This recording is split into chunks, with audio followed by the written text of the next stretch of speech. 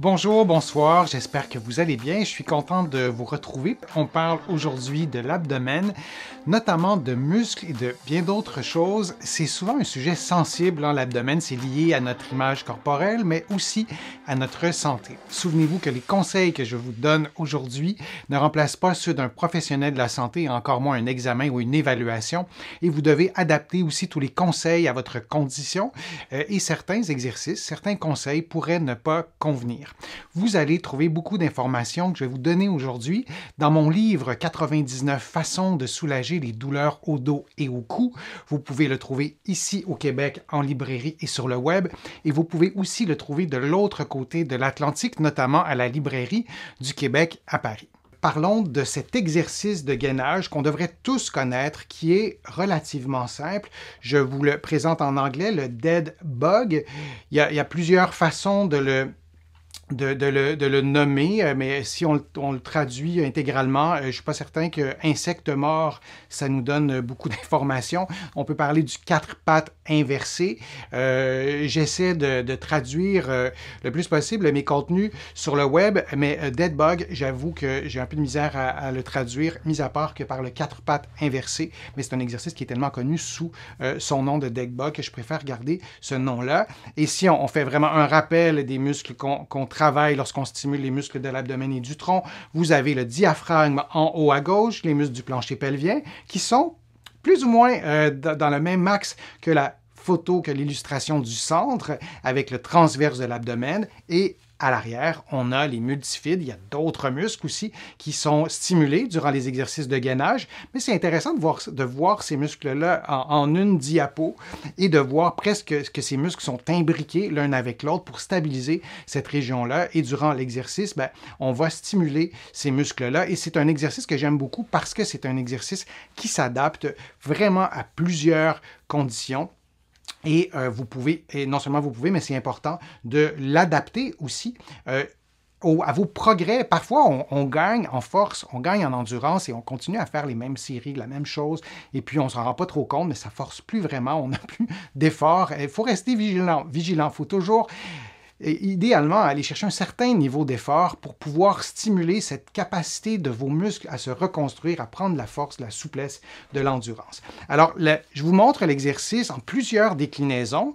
On va le faire rondement et l'idée, c'est pas de faire tous ces exercices-là un après l'autre, mais bien de choisir certaines déclinaisons, certaines versions qui correspondent à ce que vous souhaitez, à vos capacités physiques aussi, à votre niveau de confort. Et de choisir ce qui est approprié pour vous, mais je vais vous les montrer une après l'autre. Il y a sur ma chaîne des vidéos d'exercices en temps réel. C'est peut-être pas la bonne façon de dire, en tout cas en temps réel, comme s'il y avait du temps irréel, mais il y a ces programmes d'exercices que vous pouvez faire en même temps que moi, et il y a des différents niveaux d'intensité, même des programmes. Et là, je vous montre les exercices un par un, et je vous présente le premier, et c'est un exercice préparatoire pour quelqu'un qui n'a jamais fait cet exercice-là. Alors, couchez sur le dos, vous contractez l'abdomen, vous contractez les abdominaux en rentrant votre nombril vers la colonne vertébrale et vous effectuez les mouvements que vous voyez. C'est bien important lorsque avant même de lever votre jambe ou votre pied, vous pouvez même le faire en ce moment, vous placez vos mains sur votre abdomen et vous rentrez votre nombril vers la colonne vertébrale, oui. Vous pouvez aussi précéder cette contraction d'une contraction des muscles du plancher pelvien, comme si vous souhaitiez contracter les muscles qui retiennent l'urine et les gaz, mais vers le haut, vers le centre du corps. On ne veut pas pousser vers le bas. Donc, vous faites une contraction des muscles du plancher pelvien, de l'abdomen, des muscles profonds, et ensuite, vous levez le membre inférieur droit ou gauche et vous le faites en alternance. Et vous pouvez aussi, comme vous le voyez en ce moment, lever les deux en même temps, ce qui est un peu plus difficile. Alors, c'est une façon de vous familiariser avec cet exercice-là. Et vous voyez le temps que je prends pour vous expliquer quel groupe musculaire contracter. Ça illustre aussi que c'est peut-être pas si simple que ça lorsqu'on ne l'a jamais fait. Et c'est peut-être pas si simple que ça non plus si on a eu des douleurs au dos chroniques, si on a des douleurs au dos chroniques, si on a eu, Linda parlait de chirurgie tout à l'heure, si on a eu une chirurgie. Alors, il y a d'autres contextes qui feront en sorte qu'on aura de la difficulté à faire, et c'est pas parce qu'on n'est pas bon, c'est pas parce qu'on n'a pas compris, c'est parce que le corps ne veut pas exécuter ça aussi facilement qu'on le souhaiterait. Alors, on doit se donner un peu de temps et faire un exercice préparatoire, comme vous le voyez en ce moment. Continuons dans les déclinaisons toujours de cet exercice-là, et je vous montre la version allégée de l'exercice, et ce sera toujours un peu le même exercice, ce sont des déclinaisons, mais vous levez donc toujours le membre inférieur droit ou gauche, et là vous ajoutez l'autre côté et vous gardez les deux membres inférieurs et vous levez un bras, et ensuite vous allez voir lever l'autre bras. L'exercice s'appelle l'insecte mort, alors ça ressemble un peu à un insecte mort, et vous continuez la séquence de mouvements inverse, et toujours en maintenant la contraction des muscles profonds de l'abdomen. Vous les avez contractés comme si vous souhaitiez rentrer un petit peu votre nombril. Vous avez aussi contracté les muscles du plancher pelvien et vous respirez librement. Si vous faites l'exercice et ça vous paraît trop complexe, trop difficile, c'est difficile pour vous de synchroniser tout ça, mais vous ne vous en faites pas, vous y allez à votre rythme. Peut-être que vous y parviendrez sans contracter les muscles du plancher pelvien. Vous ajouterez la contraction en cours de route, ou sinon, vous ferez l'inverse, vous contractez les muscles du plancher pelvien et vous pourrez ajouter ensuite la contraction, par exemple, des muscles profonds de l'abdomen. Il y a Brigitte qui écrit « Il ne faut pas oublier la respiration qu'on ne doit pas couper ». Je vous dirais, si pour vous, c'est difficile de ne pas bloquer votre respiration, vous n'y arrivez pas, bien, retournez à la version préparatoire de l'exercice. C'est peut-être parce que l'exercice est trop difficile pour vous et c'est vraiment préférable d'y aller à votre rythme. Mais en même temps, il ne faut pas trop se mettre de pression, il faut y aller étape par étape et ne vous dites surtout pas que pour vous, ces exercices-là, c'est trop difficile, vous êtes. Et mes patients souvent vont me dire, je ne suis pas sportif, je ne suis pas sportive. C'est pas une question de sport ou d'être athlète. Moi, je ne suis pas un athlète et il y a probablement plusieurs personnes à l'écoute en ce moment qui ne sont pas des athlètes et on parvient à faire cet exercice-là. Il faut se réapproprier nos muscles et nos muscles, c'est un peu, c'est nos sauveteurs en fait, en lien avec notre santé notamment. Alors, on a tous des muscles, on est tous capables de s'en servir. Maintenant, la version modifiée, toujours du même exercice, sur rouleau. Je vais vous montrer une photo et une illustration de ce que moi je prends pour faire l'exercice. Et dites-moi, de l'autre côté de l'Atlantique, en Afrique, en France ou même en Europe, est-ce que vous avez ces petits tuyaux en mousse pour isoler les tuyaux de plomberie, les tuyaux d'eau chaude, notamment, nous on a ça au Québec, alors on ne perd pas de chaleur parce que nos tuyaux se trouvent à être isolés parce qu'on ajoute, mais ces tubes-là en mousse sont vraiment très très efficaces pour faire l'exercice. Vous pouvez aussi prendre une nouille, ces espèces de tubes semblables qu'on prend dans les piscines, qu'on utilise dans les piscines. C'est parfois très difficile de prendre ces nouilles parce qu'elles sont un peu trop grosse si on n'a jamais fait l'exercice. Alors, je vous montre comment faire toujours le même exercice, mais en utilisant ces petits tubes-là. Alors, je vous fais une belle démonstration comme ça. Alors, vous avez un tube de bois ou un autre matériau, un manche à balai, ce que vous voulez, et vous ajoutez ce petit tube de mousse comme ça, comme vous le voyez. Et donc, ça nous fait un tube qui est rigide. Ensuite, on place ce tube-là au sol. Alors, probablement, je vais arrêter de vous le montrer et je vais faire l'exercice. Bon, et voilà. Alors, je me place rapidement. Alors, je vous remets ça en gros plan. Alors, je me suis couché sur le tube, vraiment la colonne sur le tube, et je refais le même exercice préparatoire. Mais toujours en contractant les muscles profonds de l'abdomen, le plancher pelvien, sans bloquer la respiration. Et là, je me réapproprie les mouvements. Je l'ai fait un peu rapidement sur la vidéo, mais c'était surtout pour vous montrer que vous refaites le même exercice, les mêmes déclinaisons avec le tube. Alors lorsqu'on regarde ça, on se dit il n'y a pas vraiment de différence avec l'autre exercice. Erreur, c'est beaucoup plus difficile. C'est un peu comme si on faisait un exercice d'équilibre couché sur le dos. Or, stimuler l'équilibre couché sur le dos, c'est pas très intuitif comme exercice, mais ça fonctionne vraiment très bien. J'adore cette déclinaison-là. C'est important que vous soyez confortable. Alors moi, je fais l'exercice sur un tapis de yoga. J'ai ce tube-là et ça allait pour moi. Si pour vous, c'est pas confortable, vous réduisez la grosseur du boudin, du rouleau, ou vous pouvez prendre une grosse serviette de plage, par exemple, que vous allez rouler très fermement, par contre, et vous pourriez faire cet exercice-là plutôt que de prendre ce que vous voyez en ce moment à l'écran, mais de prendre une serviette roulée.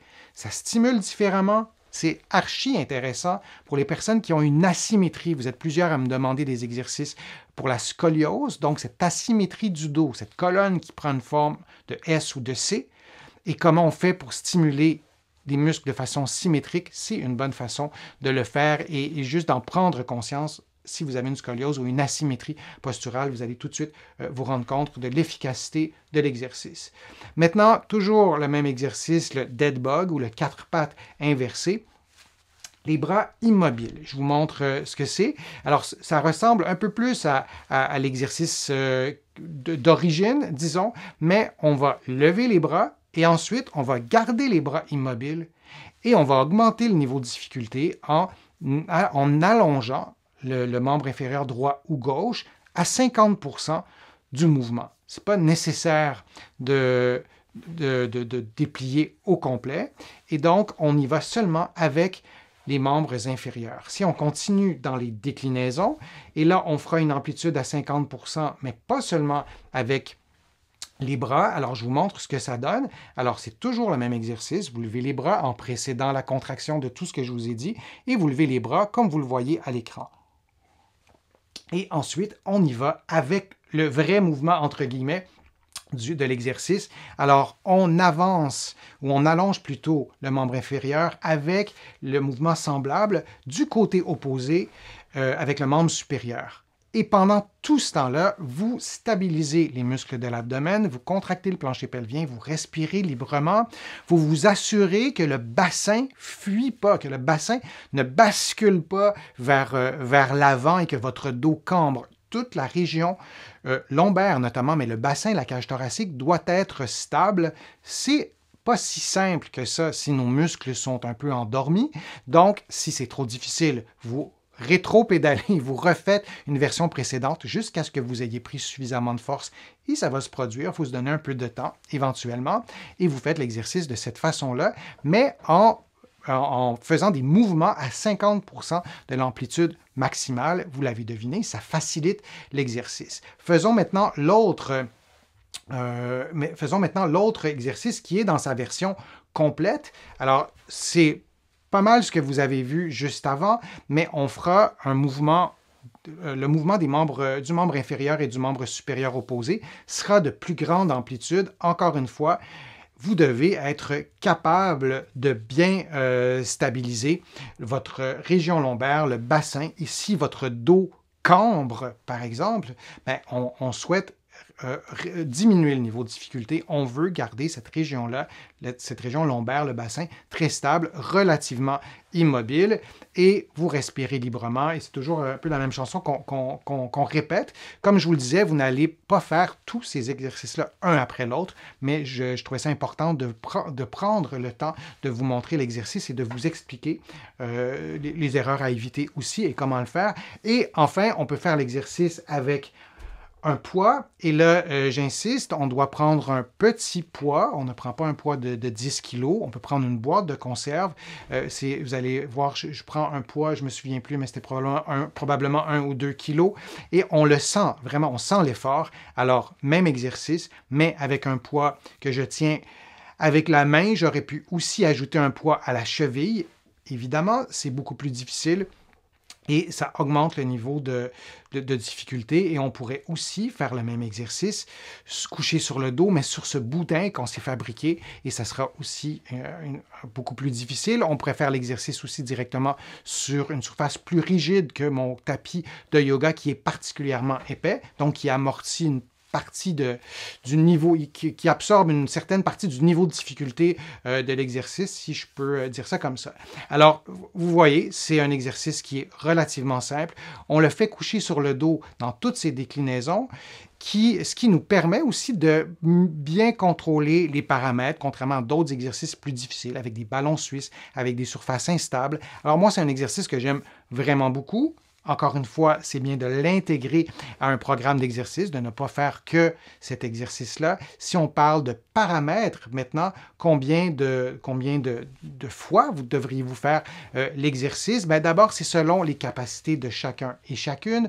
Moi, je vous encourage de le faire au moins 3 fois par semaine, de varier les programmes aussi, de ne pas faire tout le temps cet exercice-là uniquement, mais pour vous approprier un nouvel exercice, oui, donnez-vous le temps. Vous pouvez le répéter même plus que 3 semaines si vous avez, votre corps a de la difficulté à l'apprendre, l'exercice. Et pour faciliter cet apprentissage, bien, moi, je vous encourage au départ à faire l'exercice en choisissant un niveau de difficulté relativement faible, mais en faisant l'exercice régulièrement. Vous pouvez le faire 5, 6, 7 fois par semaine au début pour vous approprier l'exercice et ensuite vous pourrez augmenter le niveau de difficulté et là peut-être réduire la fréquence à peut-être 3 ou 4 fois par semaine ou un jour sur 2 en alternant avec d'autres exercices comme je vous le disais. Mais cet exercice de gainage, je pense qu'il est à connaître, le dead bug ou le 4 pattes inversé. Et vous allez trouver sur ma chaîne, comme je vous le disais, des exercices en temps réel. Et pendant ce programme d'exercice, on les fait ensemble. Donc, les paramètres sont déjà bien définis. Et vous avez mes commentaires aussi pour vous rappeler les choses à faire et aussi peut-être les choses à éviter. Je vous remercie de votre attention. J'espère que les informations que je vous ai données vous ont été utiles et vous seront utiles pour prendre soin de votre santé. On a parlé de l'abdomen, que ce soit nos muscles, que ce soit le gras abdominal, mais il y a des solutions pour prendre soin de sa santé et j'espère que ce que je vous ai présenté aujourd'hui vous sera utile. Je vous invite, si vous le souhaitez, à faire une contribution sur ma chaîne YouTube et je vous le répète souvent, mais ces contributions sont essentielles à la poursuite de tous ces contenus que je vous présente chaque semaine. Je vous propose une dizaine de vidéos maintenant par semaine. J'ai développé des nouvelles techniques de production pour que ça puisse fonctionner et que je puisse continuer à gagner ma vie parallèlement à ça. Tout ça a des coûts de plus en plus élevés, notamment certains abonnements que je dois prendre pour pouvoir vous présenter tout ça. Donc, je vous remercie de vos contributions. Vous pouvez le faire aussi directement sur YouTube, soit durant le direct ou soit en cliquant sur le petit cœur si vous écoutez la vidéo en rediffusion.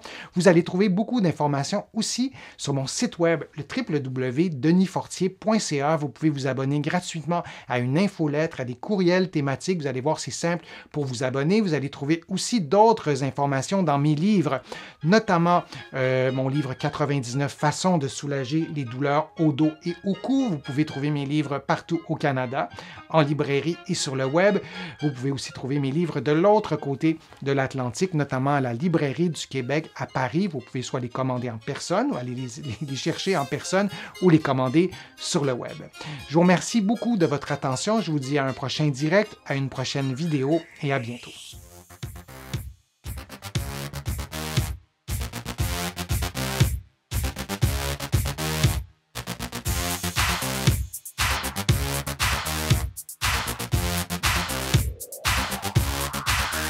Shh.